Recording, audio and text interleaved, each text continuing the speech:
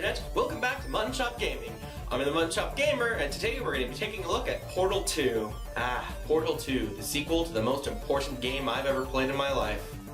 But we'll get to that masterpiece later. Let's just introduce this game.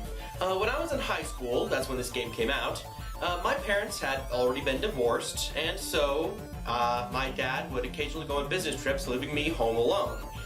Now, because my high school hated me almost as much as I hate them, and still hate them to this day even, I would occasionally find a video game that was so good that I'd call up my dad and say, "Dad, I'm not feeling too good. Can you tell the school I'm not going to be able to make it today?"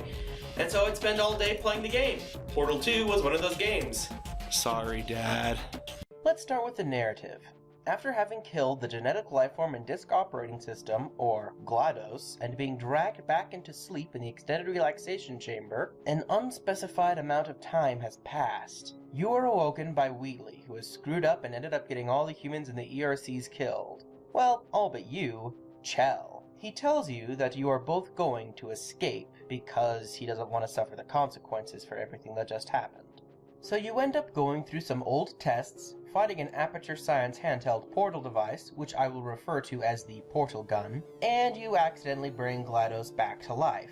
Wait, why does she have this much control over her movements? She could only swing herself around in the last game, and even then it looked like she was just reacting to the motors above her. How is she doing this? See, this goes into the story and aesthetics a bit here. In the last game, it was more or less all about the computers. Here, it would seem that robots have become the focus. Not that I have a problem with robots, but imagine if HAL 9000 had a mobile body. He wouldn't be nearly as threatening compared to the omnipresent AI. Oh sure, GLaDOS is omnipresent too, but it just doesn't seem as scary, and it's kind of pointless because she doesn't actually do anything herself with her own body. She does what she did before in controlling the machinery around her. Anyway, with her having been revived, she decides you need to solve more tests because she absolutely despises you for murdering her. These adventures in testing will take you from a freshly built Aperture Science to the old facilities where the first tests that had ever been taken have been abandoned.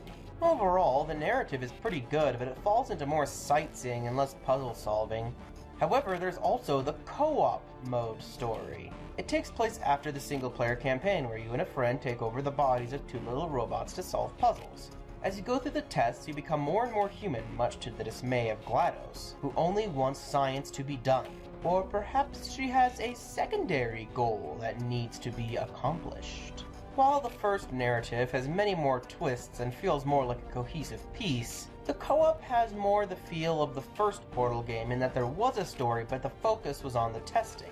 Either way, the stories work for both of them, but I can't help but feel it all depends on how much of a story hound you are in gaming. I think the story is more sparse in the co-op because you need to work with your partner in science, but I'll cover that later. Visually, the game is very impressive.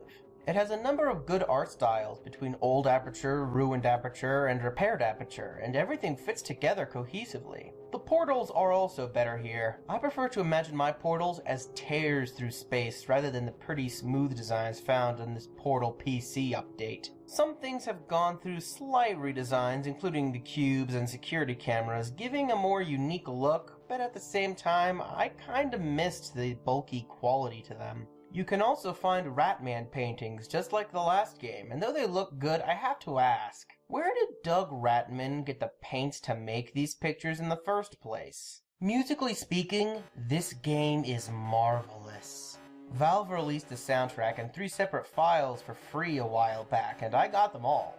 The music ranges from ambiance to action-packed, and it all works well, with almost all being electronic or techno, something along those genre lines, I don't know. This complements the visuals nicely, with Aperture being a place all about computers and robots, and even some unique music cues depending on puzzle elements of the game. In terms of basic sound design, the game, once again, is awesome. The voice acting fits every character speaking, and the sound effects of the puzzle elements is lovingly crafted. And other effects, like glass breaking, all sound well put together. But now, let's talk about the gameplay. The first thing to understand about Portal 2's gameplay is that when a few students were working on their final project for a game design school, they thought to themselves that they could make a Rudy-shooty Call of Duty clone, but they wanted to make something unique. So they created a game where you were a princess that could open a blue hole and an orange hole. Go through the blue, you come out the orange, and vice versa. This eventually became Portal, and now here we have Portal 2. You have to think with portals in this game series if you want to get anywhere, using them to get into rooms and to switches. Momentum is also carried through portals, so if you fell down a long hole with a portal on the bottom, you would shoot out through the other portal. Aside from the portals, there are also other puzzle elements in this game, such as cubes which you jump on or put onto buttons, lasers which you use glass cubes to redirect, bridges made of hard light, excursion funnels, a bouncy gel, a speedy gel, a gel that creates more portal surfaces, and originally you were supposed to be able to use these pneumatic air tubes, but they cut that out of the final product. Overall, the tests in the game work with these puzzles fairly well, introducing you to the ideas of these puzzle elements for the real challenge, which is the co-op mode. In the co-op mode, you and a friend now control two sets of portals, red to orange and light blue to dark blue respectively. With two sets of portals, the puzzles get even more difficult because you and your friend need to wrap your head around the room just to figure it out. But when one of you does figure it out, it's a matter of getting your partner to act correctly. I like doing things. Shut up and do what I'm telling you to, Jedi! I've heard how some people think that this co-op mode has no replay value. That's not entirely true, in my never-so-humble opinion. While single-player mode eventually gets boring to play even through the narrative, unless you can convince your friend to play this with you daily, you will never memorize the answers to all of these puzzles. And let's not forget the peer review DLC that adds to the story and is harder than a brick wall in a concrete bath coated in a solid diamond. If you're on the PC version, you get to enjoy the Perpetual Testing Initiative, which basically lets you build your own tests, put them on Steamworks, and people can play them and rate them. Overall, it works pretty well, and the more practice you have with the tools, the better you'll get at making complex tests. Now, I'd better write about this here because there's no better place to write it. When I went to the midnight launch of this game, I was so excited to get home as soon as possible to play it. I got home and I put the disc in my PC, only for Steam to say, No, you can't play it. It's not out yet. Are you kidding me? Just because it wasn't midnight on the West Coast where Valve's servers are, I wasn't even allowed to install the game? It was midnight in Indiana. People were playing it on their consoles by the time I got home. And I wasn't allowed to play it on PC just because Valve didn't think that other time zones mattered for Steam back in 2011? That is a load of crap. And don't get me started on why the roller cage pre-order bonus doesn't show up in the costume parts for the robots. You can receive some really... Sorry about that. Nintendo sent me a demo code for Tomodachi Life.